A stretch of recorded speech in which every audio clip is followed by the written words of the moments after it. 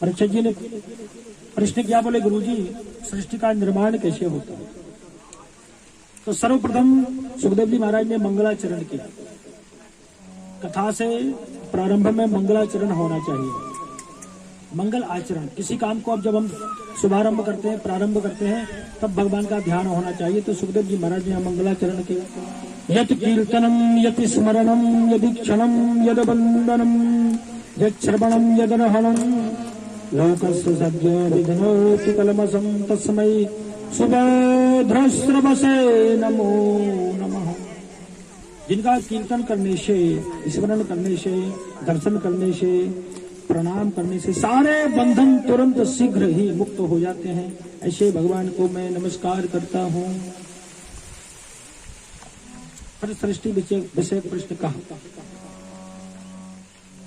कि जब समूची पृथ्वी पर जल ही जल था, भगवान विष्णु शयन कर रहे थे, सारी आत्माएं उनके उदर में थी। नाभि से कमल चला, कमल से ब्रह्मा का प्राकट्य हुआ और ब्रह्मा जी ने चारों तरफ देखा तो वो चतुर्मुख हो गए। चारों तरफ देखने से चार मुख ब्रह्मा जी के हो गए। सोचने लगे मैं कौन हूं, कोहम। तब ता और पा दो अक्षर सुनाई दिए कि तप करो। ब्रह्मा जी ने तप किया। प्रसन्न होकर के भगवान ने वह लोक दिखाया। ब्रह्मा जी बोले कि सजग रहकर आपकी आज्ञा का पालन करूं ताकि मोह ना होने पाए। मोह भी तुरंत हो जाए। ब्रह्मा जी सृष्टि का सर्जन करते हैं, सारी प्रजा को ब्रह्मा जी बनाते हैं। एक बार ब्रह्मा जी को पता है मोह हो गया। आवाज आ रही है आप लोगों को? आ रही है। ब्रह्मा जी को मोह हो गया और ब्रह्मा जी ने भगवान विष्णु के पास एक इस्तीफा पत्र लिखा और लिख करके भगवान विष्णु के समक्ष पेश किया। बोले महाराज तुम्हारी नौकरी नहीं करनी हमको। बोले क्यों? अरे कितने जीवों को बनाता हूँ, परेशान हो जाता हूँ, सुबह से बैठता हूँ कुर्सी पर, सारा दिन हो जाता है, न खाने का ठिकाना न पीने का ठिकाना, नहीं करनी नौकरी, इस्तीफा। भगवान विष्णु बोले कि अच्छी भली नौकरी है, करते रहो, पर वो नहीं माने। ठीक है, इस्तीफा भगवान विष्णु ने ले लिया। अब ब्रह्मा जी का पद खाली हो गया तो ब्रह्मा जी तो चाहिए। भगवान विष्णु ने आदेश दिया, उधर से 70 ऊंट भरे हुए आए और उन ऊंटों में, पहले ऊंट में ये तो 4 मुख के ब्रह्मा थे, 8 मुख के ब्रह्मा निकले। उसको जब खोला तो 8 मुख के ब्रह्मा। बोले महाराज ये नौकरी हम कर लेंगे। अगले वाले ऊंट को खोला, उसके 16 मुख के ब्रह्मा थे। उसके बाद में 32 मुख के ब्रह्मा, ब्रह्मा ही ब्रह्मा। ब्रह्मा जी ने सोचा अच्छी भली नौकरी चली गई, पछतावा हुआ। बोले महाराज नौकरी में ही करेंगे, मेरा इस्तीफा कैंसिल कर दिया जाए, निरस्त कर दिया जाए। ऐसे ही घर में जो मुखिया होते हैं ना, कभी कभार क्या होता है, उन्हें बड़ा क्रोध आता है, गुस्सा आता है। अरे पूरा काम मैं करता हूँ, तुम क्या करते हो? बाजार जाकर देखो कौन सी वस्तु किस भाव आती है, मुझे नहीं करना ये काम। कोई और मुखिया बन जाओ, घर किसको चलाना है वो चलाए, मैं इस काम को नहीं करूँगा। अरे भले आदमी, तेरे पहले भी तो कोई घर को चला रहा था। घर को चाहे कि हम चलाएं तो संभव नहीं। वो तो उसी तरह से माना जाए कि गाड़ी, बैलगाड़ी जा रही थी, उसके पीछे कुत्ता जा रहा था। कहावत आपने सुनी होगी। कुत्ता जा रहा था, गाड़ी चल रही थी, कुत्ते को लगा कि गाड़ी को तो मैं वहन कर रहा हूँ, इस गाड़ी को मैं ले जा रहा हूँ। कुत्ते को अहंकार हो गया, वो खड़ा हो गया। वही कुत्ता खड़ा रहा, गाड़ी कोसों दूर निकल गई, तब कुत्ते को पता चला कि गाड़ी को चलाने वाला तो कोई दूसरा था। हम कहें कि हम घर को चलाते हैं, बिल्कुल गलत बात है। घर को कौन चलाता है? अपने अपने घरन की सबका को पीर। अपने अपने घर की चिंता सबको होती है। घर का काम पड़ा होगा, घर के बर्तन पड़े होंगे, कपड़े धुलने पड़े होंगे, साफ सफाई पड़ी होगी, सबको चिंता होती है। अपने अपने घरन की सबका को पीर, सबके घर की पीर उसे सो धन्य धन्य रघुवीर। भगवान को सबकी चिंता होती है, किसके घर खाने को क्या है क्या नहीं है, सब भगवान बेचते हैं। हम करने में इतराते हैं, वो देने में भी अहंकार नहीं करते। देते तो भगवान ही है, हम तो सिर्फ जो दिया हुआ है उसको बना के खाते हैं, उसका रक्षण करते हैं। भगवान सबको चला रहे हैं। हमेशा प्रभु का आराधन हो। ये बात हमें कब ज्ञात होती है? अब कोई परेशानी खड़ी हो जाती है। जब किसी प्रकार का दुख ना हो तो ना भगवान याद आता है, ना पड़ोसी याद आता है, ना संत महंत ब्राह्मण देवता कोई नहीं याद आते। मोटरसाइकिल पंचर नहीं होगी तो पंचर वाला याद नहीं आएगा। हम उससे कभी राम राम करते हैं क्या? निकल जाते हैं। अरे पंचर हो जाए ना तो क्यों, यहाँ कोई पंचर वाला है क्या? मोटरसाइकिल हमारी पंचर हो चुकी है। तो भगवान का आराधन सदैव करते रहें ताकि कोई समस्या जीवन में आए ही नहीं। ब्रह्मा जी ने सृष्टि को बनाया और सृष्टि के आरंभ में ब्रह्मा जी को 4 मंत्र भगवान विष्णु ने दिए। कौन से मंत्र थे? अहमेवा समेवाग्रे नान्यद यत् सदसद परम पश्चादहं यदेतच्च यो विशिष्येत सोऽस्म्यहम्। भगवान ने 4 मंत्र दिए। भगवान ने कहा कि सृष्टि का सर्जन किया। कब किया? जब कोई नहीं था। अहम एव। बोले कौन था? बोले कोई नहीं, अहम एव, केवल मैं ही था। बोले और कोई? समय बाग्रे, ना कोई आगे ना पीछे, कोई नहीं। और अंत में मैं ही बचता हूं। भगवान ने पहला श्लोक सुनाया। ब्रह्म ज्ञान का ये श्लोक है। ऋतेरथम यत प्रतीयेत न प्रतीयेत चात्मनि ना तद विद्यादात्मनो मायां यथा भासो यथा तमः।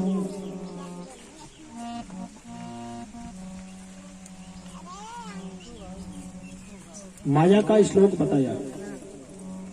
जैसे एक सूर्य अनेक घटों में प्रतीत होता है पर सूर्य एक ही है। तत् आत्मनो मम माया विद्यात्। माया का श्लोक क्या है?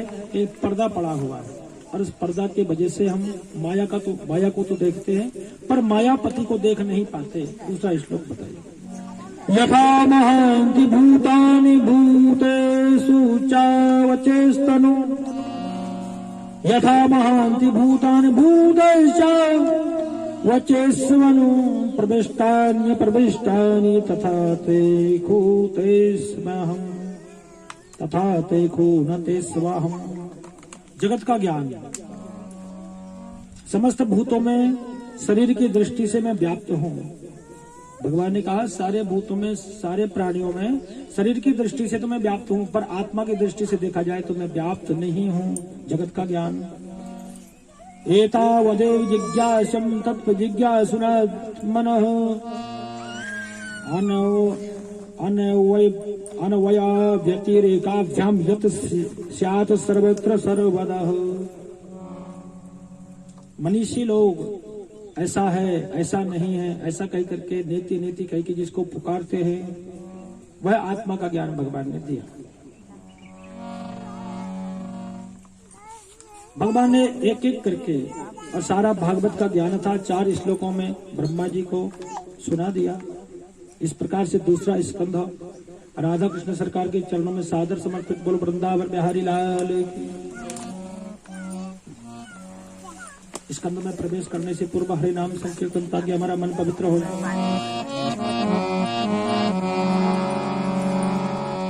श्रीमन नारायण नारायण नारायण श्रीमन नारायण नारायण नारायण भजन नारायण नारायण श्रीमन नारायण नारायण नारायण श्रीमन नारायण नारायण नारायण श्रीमन नारायण नारायण नारायण भज मन नारायण नारायण नारायण भज मन नारायण नारायण नारायण श्रीमन नारायण नारायण नारायण भज मन नारायण नारायण नारायण भज मन नारायण नारायण नारायण नारायण भगवान।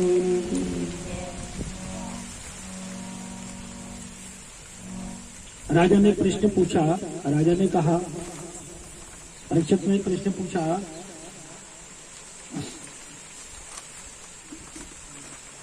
बोले गुरुजी आप 3 स्कंद की कथा मुझे सुनाएंगे? उसमें किन किन का चरित्र है विस्तार से वर्णन कर रहे।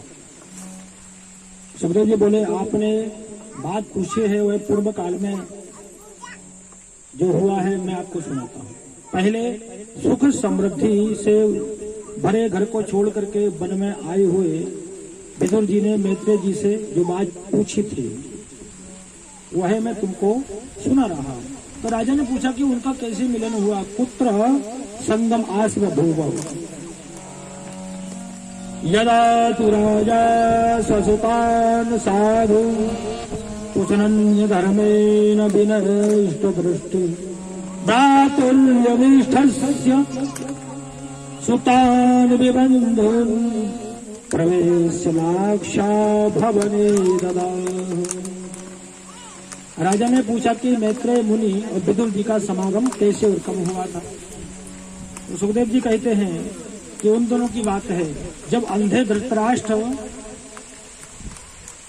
और अपने पुत्रों का अधर्म के द्वारा पालन कर रहे थे।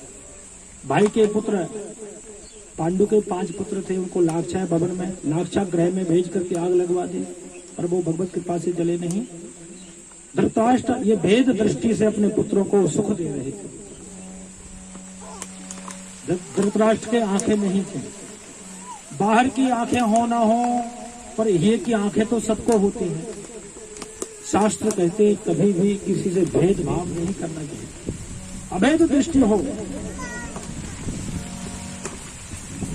इसी भेदभाव के लिए तो भगवान ने जयंत को सीख दी थी। मानस की कथा है, ध्यान दें। भगवान जब वनगमन में गए, अरण्य में पहुंचे, चित्रकूट की बात है। राम जी ने सोचा कि घर से आए बहुत दिन हो गए, पर मैया जानकी जी का प्रभु राम जी ने आज तक श्रृंगार नहीं किया था। तो राम जी ने सोचा कि चलो आज जानकी जी का अपने कर कमलों से श्रृंगार करते हैं। ध्यान दें, राम जी पुष्प तोड़ करके लाए, मैया जानकी जी का श्रृंगार किया। और जयंत की जो पत्नी थी वो घूमती हुई आई और उसने देखा मृत्यु लोक में भगवान राम अपनी पत्नी का अपने कर कमलों से श्रृंगार कर रहे हैं। मेरे पति ने तो ऐसा श्रृंगार कभी किया नहीं। आकर के लीला का दर्शन किया, दूर से लौट कर पहुंची तो जयंत को सारी घटना सुना दी। जयंत मतलब इंद्र का पुत्र। तो जयंत ने सोचा कि मैं परीक्षा अवश्य करूंगा कि ये परमात्मा है अथवा कोई जीवात्मा है, ये राजा के पुत्र हैं या भगवान अवतर तो हो चले हैं। तो इंद्र का पुत्र कौआ का वेश धारण करके चित्रकूट पर आया। तो पहले तो आप ये देखो कि हमें हमेशा उन्नति करना चाहिए, उत्कर्ष करना चाहिए, हमारा प्रमोशन होना चाहिए, ना कि डिमोशन। देखिए इंद्र का पुत्र होकर के कौए का रूप लिया। कौआ तो भक्षा भक्ष खाता है, तो पहले तो अपनी जो क्वालिटी थी, अपनी किस्म थी, उसको छोटा कर लिया, एक कौआ बन गया। और कौआ आकर के जहाँ भगवान राम मातेश्वरी जानकी जी की गोदी में शयन कर रहे थे, वहां आकर के चंचू प्रहार किया। चोंच से जैसे ही प्रहार किया, मैया ने कुछ नहीं कहा और खून बह करके भगवान राम से स्पर्श हुआ। राम जी उठे, देखा कौआ वहां खड़ा हुआ था, मैया के पैर से खून की धारा प्रवाहित हो रही थी। राम जी ने कुछ नहीं किया। एक जिस कुशासन पर बैठे थे, लेटे थे, एक सीख को निकाला और ब्रह्मास्त्र से, ब्रह्म मंत्र से उसको अभिमंत्रित करके फेंक दिया। अब कौआ आगे आगे, वो सीख पीछे पीछे। कौआ भाग रहा, दूर से भाग रहा, सीख भी पीछे से चली आ रही है। अब कौआ ने सोचा कि किसके पास जाए, बोले पिताजी के पास। पिताजी इंद्र हैं, इंद्र राजाओं से बड़े हुआ करते हैं, इंद्र देवताओं से बड़े होते हैं, देवताओं के इंद्र हैं। मेरे पिताजी इतने बड़े हैं, रक्षा नहीं करेंगे क्या? जरूर करेंगे। और ये नहीं देखा कि अपराध किसका किया है, अपराध कितना बड़ा किया है। भागते भागते याद आई कि पिताजी कहीं देखेंगे मुझे कौआ रूप में तो समझ नहीं पाएंगे कि ये कौन है, क्यों आया है। अपने स्वरूप में आया, वो जयंत बन गया। भागा भागा इंद्र के पास पहुंचा और कहा त्राहिमाम त्राहिमाम, रक्षा करो, मेरी रक्षा करो। इंद्र को सब पता चल गया इसने क्या किया है। इंद्र ने कहा कि मैं तुम्हारी रक्षा नहीं कर सकता। ऊपर हाथ उठाए, इंद्र ने कहा मैं तुम्हारी रक्षा नहीं कर सकता। जयंत ने कहा क्यों, तुम मेरे पिताजी नहीं हो। इंद्र ने कहा मैं तेरा पिताजी तो हूं, पर वो मेरे पिताजी हैं जिसका तूने अपराध किया है। जिसका अपराध करके आया है वो मेरे ही पिता है, मैं तुझे यहाँ नहीं रख सकता, भाग जा यहाँ से, निकल जा यहाँ से। ब्रह्मा जी के पास गया, ब्रह्मा जी ने दूर से मना कर दिया। नारद जी के पास तो बाद में पहुंचा जयंत, पहले भगवान शिव के पास जब पहुंचा तो शिव जी ने त्रिशूल लेकर कहा भाग जा यहाँ से।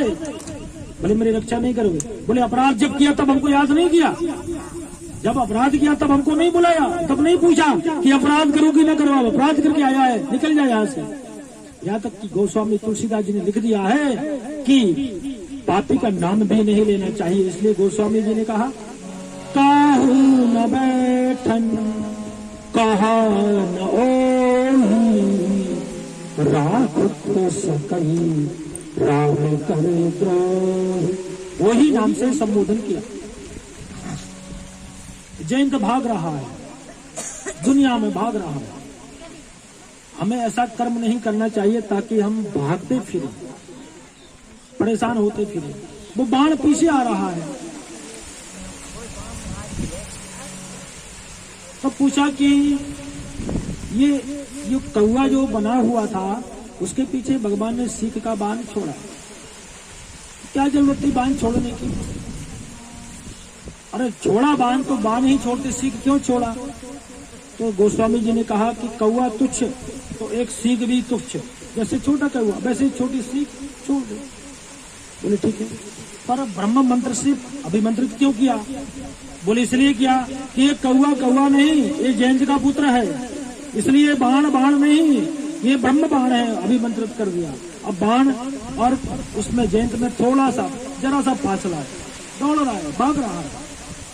देवर्षि नारद ने देखा, जयंत ने नारद से कुछ नहीं कहा। क्यों नहीं कहा? कि मेरे पिता इंद्र, ब्रह्मा जी सृष्टि की रचना करते हैं, भगवान शिव संहार करते हैं, वो मेरा रक्षण नहीं कर पाए, वो शरण नहीं दे पाए, तब ये बाबा जोगी इनकी क्या चली, क्या ये रक्षा करेंगे, क्या शरण देंगे? तो नारद जी से कुछ नहीं कहा, नारद जी ने ही देखा। नारदो देखा विकल जयंता, लागे दया कोमल चित हंस। नारद ने भागता हुआ जयंत को देखा। बोले अरे जयंत कहाँ जा रहे हो, कहाँ भागे जा रहे हो? जयंत क्या बोला, ध्यान दें। जयंत बोला कि सुनो देवर्षि नारद, कहना है कुछ कहना है तो मेरे साथ भागो और भागते भागते कहो। बोले क्यों? कि मैं रुकूंगा तो बाण पीछे आ रहा है, प्राणांत कर डालेगा, भस्म कर डालेगा। अब जिसको अकल बताओ वो मानने तैयार नहीं, उपदेश दे रहा है, मेरे साथ भागो और भागते भागते कहो। नारद जी बोले भले आदमी, मुझे ये बता कि बाण से ज्यादा भाग सकता है तू, बाण से ज्यादा चल सकते हो? बोले नहीं चल सकता। बाण को भस्म करना होता कभी का भस्म कर डालता, इतनी देर क्यों लगाता? अरे वो तुझे मार नहीं सकता, तुझे डरा रहा है, तुझे भयभीत कर रहा है। तो जयंत को लगा बात में तो कोई दम है, बात सही है। देवर्षि नारद ने पूछा कि तुम किसी के पास नहीं गए, इतनी बड़ी समस्या, इतनी बड़ी मुसीबत आई? बोले गया। कहाँ गए? बोले मत पूछो, सबके पास गया, पिताजी के पास गया, ब्रह्मा जी के पास गया, शिव जी के पास गया, त्रिशूल लेके मेरे पीछे पड़े। देवर्षि नारद बोले मैं बताऊं? बोले बताओ। कि जिसका अपराध किया है उन्हीं के पास जाओ। बोले उनका तो अपराध करके आया हूं। बोले इसलिए भेज रहा हूं कि उन्हीं के पास जाओ, और वो कहेंगे कि अपराध क्यों किया था, तुमने अपराध क्यों किया था, तो अब तुम कहना कि तुम्हारा प्रभाव जानने के लिए मैंने अपराध किया था, कि तुम्हारे अंदर कितनी क्षमता है, कितनी शक्ति है। ठीक है, अब वो कहें कि अब क्यों आए हो, तो कह देना कि तुम्हारा स्वभाव जानने आया हूं कि आपका कैसा स्वभाव है। आप शक्तिशाली तो हो पर क्षमाशील भी हो कि नहीं? ठीक है, जम गया जयंत को, जयंत पहुंचा, जाकर त्राइमाम रक्षा करो, मेरी रक्षा करो। भगवान ने कहा भाई क्यों अपराध किया था, क्या बात है? बोले प्रभु तुम्हारा प्रभाव जानने के लिए। जान लिया प्रभाव? जान नहीं लिया, समझ भी लिया। जिसका पिता जिसकी रक्षा न करे, इससे बड़ी क्या बात हो सकती है? भैया अब क्यों आए हो? अब कहा कि हम तुम्हारा स्वभाव जानने आए हैं, तुम्हारा कैसा स्वभाव। भगवान ने एक नेत्र को फोड़ दिया, क्यों फोड़ दिया? इसलिए फोड़ दिया कि तुम्हारी जो भेद दृष्टि है, मतलब हम किसी को तो किसी दृष्टि से देखें, किसी को तो घी शक्कर खिलाए, किसी को सूखी रोटी भी न खिलाए। इसलिए हमेशा एक दृष्टि से देखना चाहिए और एक नयन कर तजा भगवान, एक आंख को फोड़ दिया राम जी ने। तो भगवान की गाथा जितनी सुनी जाए, बहुत मधुर कथा है, पर उसके ऊपर चला भी जाए। हमेशा हमारा ज्ञान क्रियात्मक होना चाहिए, केवल